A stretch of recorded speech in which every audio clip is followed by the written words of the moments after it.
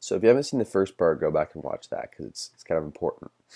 So now we're going to talk about a little bit about minimalism. Of course, no one's going to take Fight Club. They're not going to take that Tyler Durden philosophy to the full extent. At least, hopefully, or not.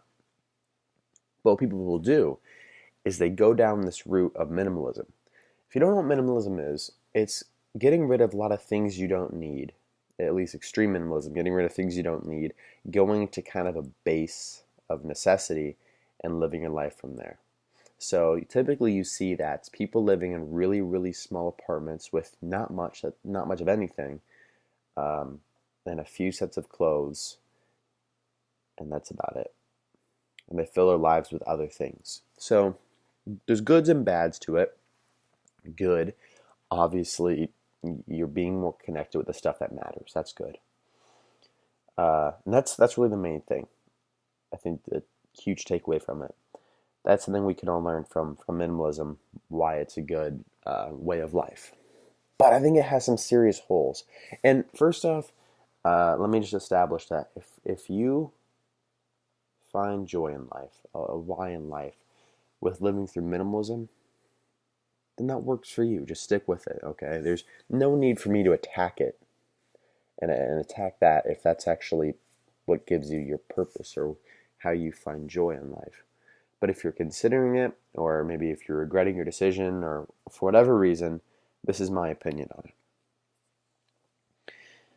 So I think there's two huge issues with it. One is that it's a coward's way out of the bigger problem, and two is that you're actually hurting yourself, and you're not getting the good from a lot of things in life. So the first one, coward's way out. What does that mean? Calling them cowards, right? You're not an actual coward for being minimalist. But you're taking an easy way out of a problem. The problem being that you identify too much with stuff that you have. Stuff that you have takes up too much of your life. Your phone, your online presence, right? Your computer, your TV, these things, all these games or whatever, right? You identify with it and become maybe obsessed with it, and it doesn't give you any value, and you find your life meaningless, so you get rid of all of it. It's a coward's way out because you recognize the problem, that you identify with these things, and you just throw them all away. Do you think, honestly, that your cell phone, that the iPhone is bad inherently? Do you think it's bad? No. Okay. iPhone it's not a bad thing. It's also not a good thing. It's a neutral thing. It's a tool, right? It's like a gun. A gun can be used to shoot someone and rob them. Or a gun can be used to defend oneself or shoot at the gun range and have fun, okay? Good and bad because it's a tool. Same thing with your phone. Same thing with your clothes. Same thing with your car. They're good or bad. They're neutral, right? So, is throwing away a neutral thing necessarily the answer?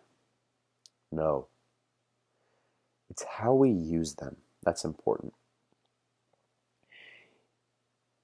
You're taking an extreme solution to a problem that's not that extreme. It's a big deal. I think it's really important how we approach this stuff in our lives and how we use our phones and our social media. But if you have a bit of an addiction to it, or it takes away from your life, the answer isn't just to get rid of it. It's learn how to use it.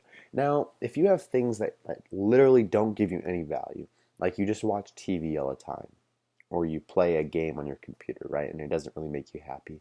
Like I had an app on my phone. It's an awesome game, but it didn't give me joy, and it just took up time away from things that I cared about, so I threw it away, or I deleted it.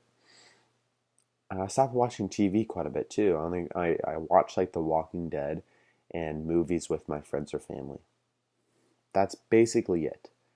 If I do anything on my own, it's movies or maybe not really TV shows, it's movies that I think will enhance my life. Like I watched Fight Club recently, right? So take steps to reduce the things in your life that don't matter to you. That's important, okay? I agree with that. But everything is not a good solution. It's extreme. If you learn how to use your phone for good, then it'll tie into the next reason why minimalism is bad. Okay?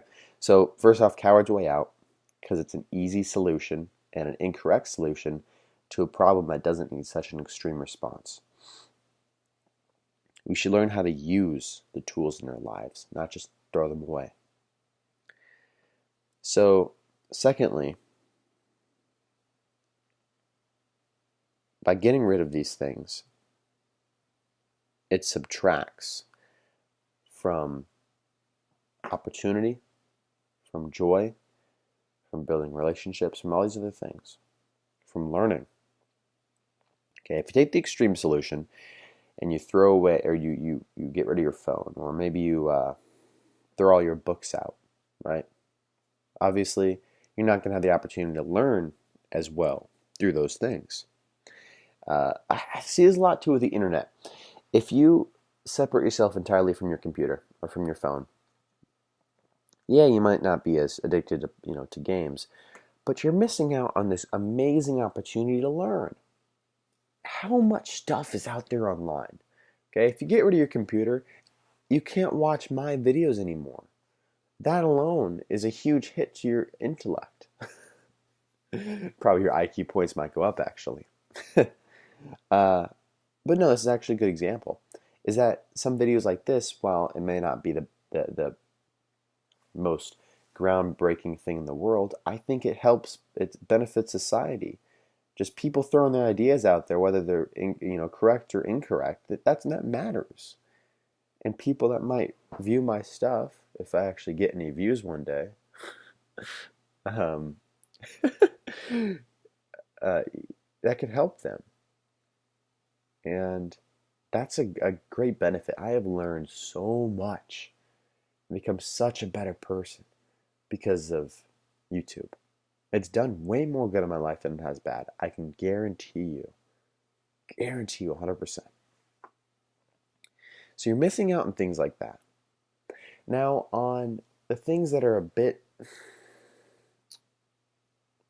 more gray, a bit more undefined, like your clothing, for example.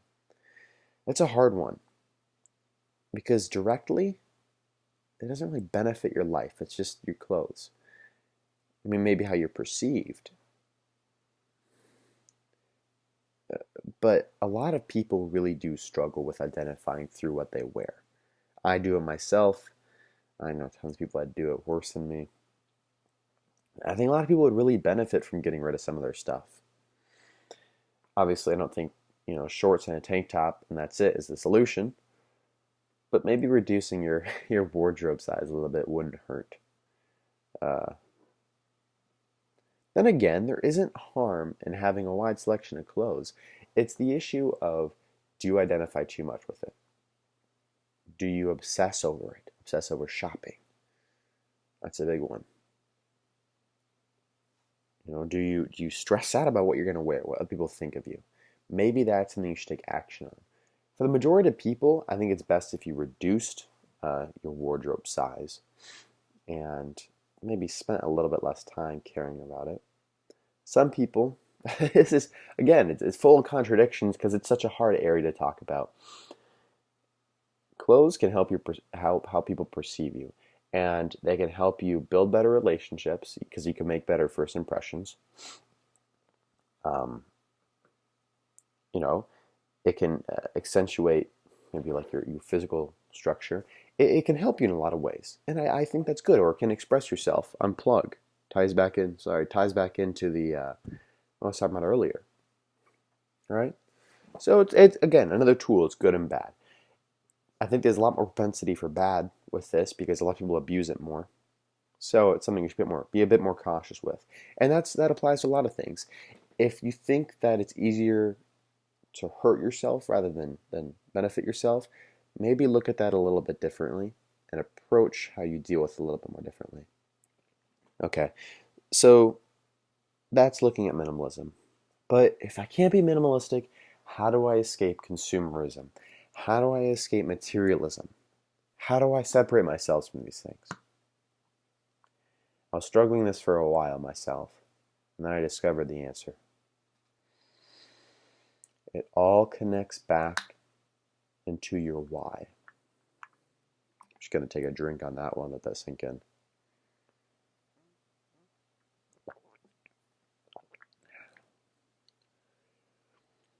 When you find your why, when you go after that, and you let that consume you,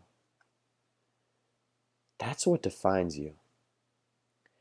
It's not, as was quoted famously in Fight Club, it's not the money in your wallet anymore. It's not your car. It's not your house. It's not even your job. It's not your khakis. It's your why in life. You want to know an easy way to find out what your why in life is? What keeps you from committing suicide? There's your why. A lot of people, it's family. Family is a great why in life. But look at it a little bit deeper too. If your family wasn't there, why else would you be alive? Maybe my friends. Friends weren't there. Maybe there's this thing that I want. This thing I'm chasing after. Maybe that's what defines you. The struggle of self-definition, of searching for yourself, trying to find, what you're all about. It's hard, I admit it. But knowing your purpose, knowing what legacy you're going to leave, that overarches and puts a shadow upon everything else, including your social media, including your phone, including watching TV. So that struggle with being obsessed with these material things and materialism and then consumerism, it kills that. It destroys it because you dedicated your life to something more than those things. You dedicated yourself to your greater why. And through finding your why, you'll be able to find how to escape materialism.